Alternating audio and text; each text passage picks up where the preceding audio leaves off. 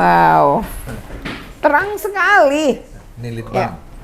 Oh, ada litbangnya. Ini satu anak, Uh-uh. satu file. Jadi mau hasilnya belajar hari ini apa? Oh, nah itu filenya itu Iya. masing-masing anak. Iya, iya. Oh, ada fotonya. Oh, enggak, ada nama ya. Oh, oke. Jadi masing-masing itu ya. Soal. Oh, soalnya itu di print. Iya. Oke, tidak pakai handphone ya. Enggak, kita nggak bisa. Tidak Google Form. Nggak, kita Tidak pakainya Google Form kita nggak pakai. Iya, maksudnya print ya. Ya, kita pakainya itu CBT. Oh, oke. Oh, luas ternyata ini. Ini ruang guru. Guru berapa, Pak? Ada 16. Hah, 16? Banyak sekali. Kan, ini cuma berdua. Oke. Nah, Ini ruang? ini ruang belajar. Ruang belajar? Salam Halo. dulu. Halo, salam kenal ya. Ya. Ya, salam dong. Oh, ini lagi Malu, mau Bapak. belajar. Bapak malu. Ya, salam sama ibu. Kelas aja kalau nggak usah kelas. Halo, siapa namanya? Faiz. Faiz. Kalau ini siapa? Doni. Oh, Doni ya. Oke. Mau belajar ya? Siap. Halo. Iya, saya Retno. Halo. Ini tadi sudah ya, di lantai bawah. Sudah Pak. Silakan. Ini seragamnya ya? Seragam hari Selasa Bu hitam. Kalau hari Senin dongker. Oh, beragam ya. Kalau Senin? Kalau Senin dongker. Dongker juga. Kayak warna guru-guru itu ya? Iya, kalau Selasa hitam gini. Oke. Devi. Halo, saya Retno. Ya Bu, ini yang tadi ya. Cantik. Yuk. Ini luas amat. Enggak, aku kecil. Oh, ini berdua ya? Ini juga berdua, Bu. Oh. Oh, kelas-kelas kecil maksud. Tuh. Kayak gini-gini. Oh, iya.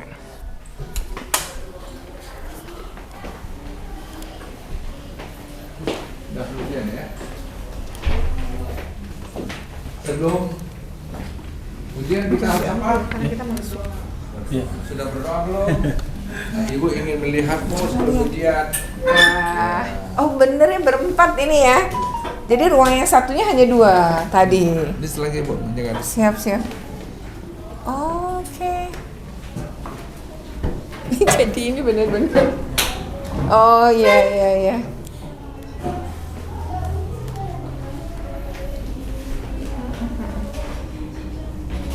Oke, assalamualaikum warahmatullahi wabarakatuh. Salam sejahtera untuk kita semua. Saat ini saya berada di PKBM Tunas Karya Bangsa. Ini berada di Kelapa Gading, Jakarta Utara. Di sini sebenarnya saya pemantauan atau monitoring terkait dengan pelaksanaan asesmen sumatif yang untuk jenjang SD ya. Dan ini tadi ngobrol-ngobrol gitu dengan Bapak Kepala Mulyadi. Sekolah ini. Ya, terkait dengan PKBM yang usianya gitu ya, lahir tahun 2006 tadi ya Pak ya? 2006. Oke, nah kita akan ngobrolin seputar PKBM ini ya, dan juga nanti sedikit nyinggung tentang asesmen sumatif. Nah, seperti apa? Ikuti terus dalam video ini. Tapi sebelumnya jangan lupa untuk di like, share, comment, and subscribe. Bagi yang belum subscribe, segera subscribe untuk terus terupdate dengan video-video pendidikan dan anak. Pak, salam kenal nih ya. Kan kata tak kenal maka tak sayang. Berarti Bapak harus nyebutin nama lengkap, kemudian jabatan, dan sebenarnya sudah berapa lama nih? Baru kita cerita deh awal mulanya tadi bimbel gitu ya. Silahkan kenalan dulu Pak. Baik. Assalamualaikum warahmatullahi wabarakatuh. Selamat siang. Salam sejahtera buat kita semua. Terima kasih Bu Retno. Kami sebagai tuan rumah sangat senang sekali bisa berkunjung ke lembaga kami. Untuk lebih jelas, saya nama Mulyadi SPD. Berasal dari daerah Minang.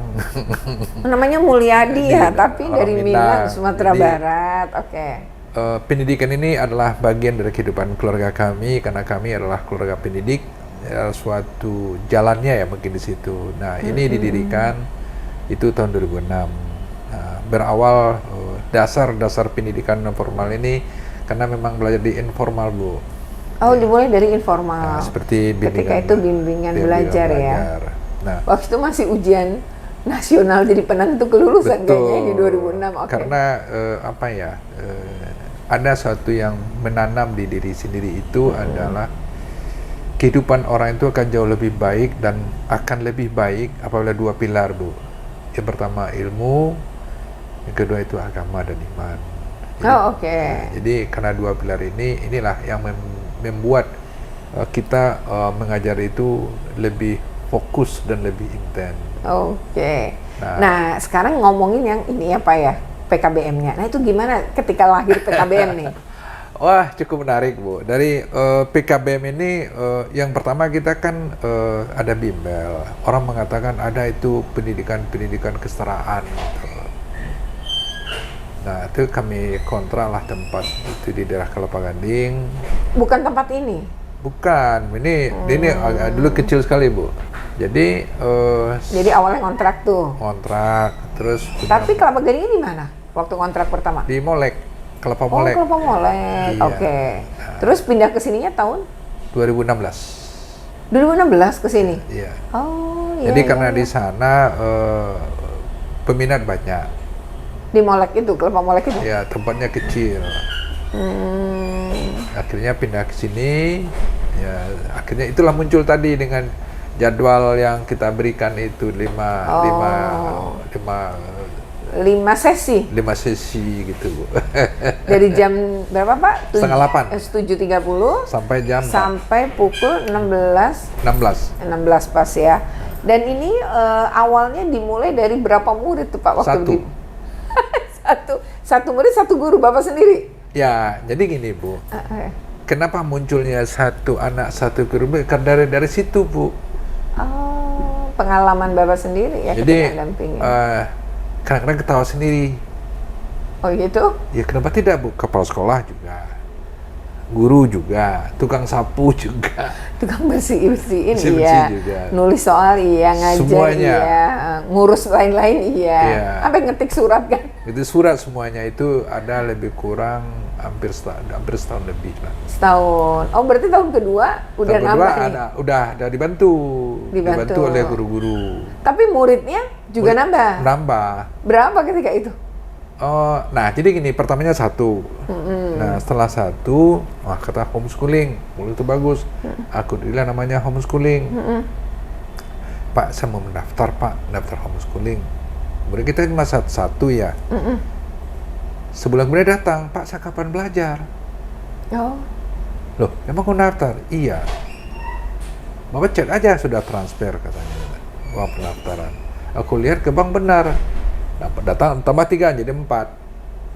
Oke. Nah, karena di situ ada suatu tantangan waktu itu Bu.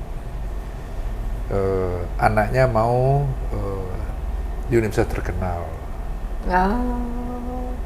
Ya saya bilang boleh-boleh saja. Akhirnya aku berikan, aku lawan tantangan itu, memang dapat di sekolah unggulan. Dapat ya. Nah disitulah awalnya cikal bakalnya itu informasi menyebar kemana-mana. Dari mulut ke mulut. Nah, jadi namanya dulu bukan nama sekolah. Dulu apa namanya? Nama Pak Mul. Di mana sekolah sama Pak Mul, gitu. Oh, orang menyebutnya begitu. Ya, jadi orang nggak begitu tahunya ini baru setelah 12 tahun Bu. Di mana? Kalau Ibu tanya ke siswa, sekolah di mana sama Pak Mul? Nah, gitu. Tapi ketika itu ada izin dan lain-lain? Wah, wajib. Dulu harus ada izin. Tapi cuma namanya masih Pak Mul. Kalau namanya Pak Mul. Oke. Terus berubah nama Tunas Karya Bangsa. Oh, ini udah lama. Dari dulu memang ini mereknya. Oh, hanya secara ini orang mengenalnya pakai Pak Mulnya. Di mana sekolah Pak Mul, ya, Kelapa Gading. Karena panjang juga sih Tunas Karya Bangsa gitu ya. Sekarang ada dirubahnya di HSTKB. Jadi ini mana sekolah di HSTKB Pak Mul, nah gitu. Menarik Bu ya. Menarik ya. Nah terus itu kan artinya dari mulai 1 murid ya, sekarang udah berapa sih? Sekarang 100 di Dapodik itu 136. Kelas berapa aja itu? Dari kelas 1 sampai 12. Sampai 12. 136. kenapa memilih homeschooling gitu ya atau sekolah Pak itu ada nggak cerita-cerita Pak dari anak-anak? Ini pertanyaan sangat menarik. Kenapa orang memilih itu homeschooling? Karena bagi saya menciptakan sekolah itu adalah pilihan. Oke. Nah, untuk pilihan itu yang pertama ramah anak. Cinta kasih yang dalam, kemudian memberikan pelayanan yang sangat bagus. Oke. Nah, itu yang pertama. Yang penting ya, itu yang layanan. pertama. Nah, kenapa? Karena siswa ini terkenal di sekolah formal. Karena di sini mayoritas 99% usia belajar, Bu. Ya, usia belajar. Tadi kelihatan kok Ya. dari anak-anak itu ya. Usia belajar. Kenapa? Ada juga karena memang tidak ada waktu. Untuk Tidak ada belajar. waktu karena kesibukan dia, ada artis, ada atlet. Oke. Oh Dan iya ada ya, juga dipahami. karena korban dari bully. Di sekolah. Banyak Di sekolah formal dia korban, terus trauma, akhirnya sini. ke sini. Oh, menarik ya Pak. Artinya ada juga ya kasus-kasus Oh, banyak, seperti Bu. itu ya. Lumayan banyak. Banyak. Oke. Jadi hal ini saya sebagai praktisi ya, pemerhati pendidikan ini dan pegiat senang dengan adanya nomenklatur pendidikan masyarakat dan pendidikan khusus. Iya, iya, iya. Nah, yang berikutnya lagi memang ada pilihannya. Kenapa dia milih? Dia merasa nyaman. Karena Iya, metode yang saya buat itu adalah satu kelas hanya 4, paling banyak. Paling banyak. Kenapa gini, Bu? Karena tujuan kita mendidik itu kita memikirkan ke depannya seperti apa sih? Ya, ya, ya. Alhamdulillah berkat ridho Allah dan juga kerjasama dengan guru dan orang tua murid banyak yang masuk ke sekolah-sekolah unggulan. Oke, sesuai keinginan mereka ya. Jadi mereka bisa aja SD sampai lulus di sini, SMP-nya di luar gitu. Tapi bisa nggak? Banyak yang kuliah. Oh, jadi dia bisa jadi dari kelas 1 SMP 12 di sini. Ada yang Oke, tapi ada yang tadi ya pengalaman dibully terus masuk, berarti kan dia sempat sekolah yang formal, kemudian pemilihan kesetaraan gitu ya, iya. ikut. Tapi PKB menarik ini. juga, Bu, ada juga setelah dia lepas dari tekanan itu dia kembali lagi ke formal. Oh iya, ada. Ada, malah saya senang. Oh, jadi beragam ya. Beragam, Bu. Jadi pendidikan ini sebenarnya sangat menarik kalau penuh dengan cinta kasih sayang. Iya betul. Kayak anak yang tadi sudah merasa nyaman kan berarti dia secara kepercayaan diri udah tumbuh ya Pak. Ya. Sehingga dia siap lagi untuk Ya. sekolah di sekolah formal. Jadi ada yang gitu ya Bapak mengembalikan anak itu untuk percaya Ya. diri juga kan? Betul, Bu. Itu memang fokus kita. Berikanlah anak itu yang terbaik buat dirinya. Iya. Dan jangan dibujuk rayu, dipaksa, jangan. Karena Biarlah dia tuh jadi pilihannya dia ya biar Pak. pilihan. Kalau dia kayak formal, ayo kalau yang mana kita cariin. Oke, menarik ya. Anak-anak memang harus digituin ya Pak, bukan Iya. mengikuti kemauannya orang tua ya, Jangan, sementara dia jangan. nggak nyaman ya. Jangan, Bu. Jadi dia dengarkan suara dia, maunya dia apa gitu ya. Betul. Jadi anak-anak apabila sudah lepas daripada tekanan dia nyaman, ada 3 yang keluar dari dirinya sendiri. Yang pertama adalah kreatif, yang kedua adalah inovatif, yang ketiga adalah inisiatif. Itu ya yang Nah, kalau itu sudah kemandirian jadi muncul. akhirnya ya. muncul mandiri, Bu. Jadi di sini anak-anak benar-benar dia merasa nyaman dan merasa di rumahnya sendiri. Ya Iya. Bapak Ibu lihat tadi kayak saya kan, saya anak memang gitu setiap hari, Bu. Ya ngobrol juga kayak gitu nyaman aja. Iya. Jadi dengan sendirinya banyak dari masyarakat memilih mana yang terbaik pada anaknya. Oke. Ini apa ya, satu yang menarik ya pengalaman buat, karena Bapak juga kayaknya nih mulai memilih ini karena hati juga sih ya kan. Betul, itu kata kunci itu. Panggilan Jiwa. jiwa. Jadi ya ini kan ke anak-anaknya pun berbeda. Jadi penuh kehangatan, penuh kasih sayang gitu ya, perhatian Iya. gitu ya Pak. Dan itulah sebenarnya kunci pendidikan ya Pak ya. Kan Betul. mendidik itu membentuk manusia ya, agar dia tidak sekedar tajam berpikir tapi juga punya kehalusan tadi ya, budi pengerti gitu ya, punya kehalusan nurani gitu ya. Ini yang dibangun ya, kepedulian dengan orang lain, kan itu yang sebagai pendidikan.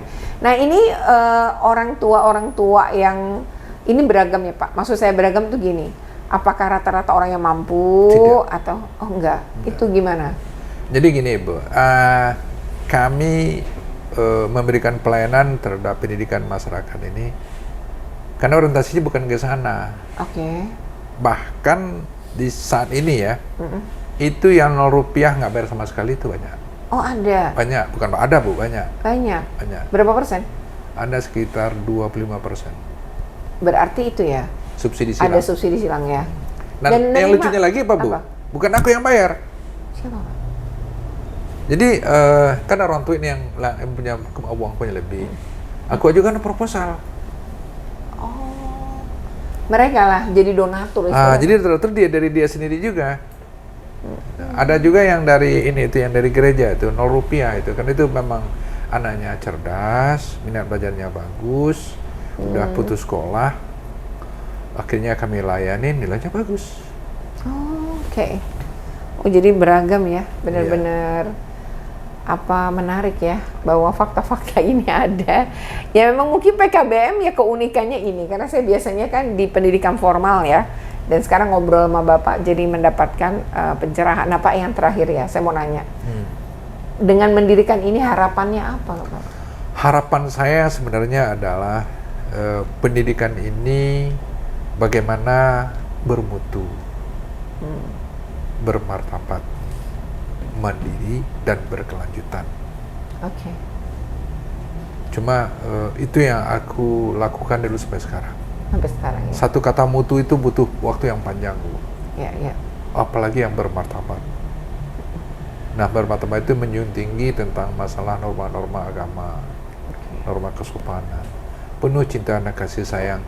Dan harapan juga yang kedua adalah bagaimana pendidikan ini betul-betul pilihan masyarakat. Oh, oke. Itu yang impianku dari dulu itu. Dari dulu ya. Juga kan yang berbasis masyarakat ya dan Berbasis pilihan. masyarakat. Jadi bagaimana punya partisipasi ya dari masyarakat dan Bapak sudah ngelakuin itu juga ya. Ya ini sesuatu yang menarik dan saya yakin bisa menginspirasi dan ini hal yang tentu ya positif. Kalau pendidikan tuh ngebentuk manusia, jadi tentu ini hal yang patut juga kita apresiasi ya. Demikian obrolan menarik ini ya. Jangan lupa untuk di like, share, comment, and subscribe. Bagi yang belum subscribe, segera subscribe untuk terus terupdate dengan video-video pendidikan dan anak. Oke, terima kasih Pak.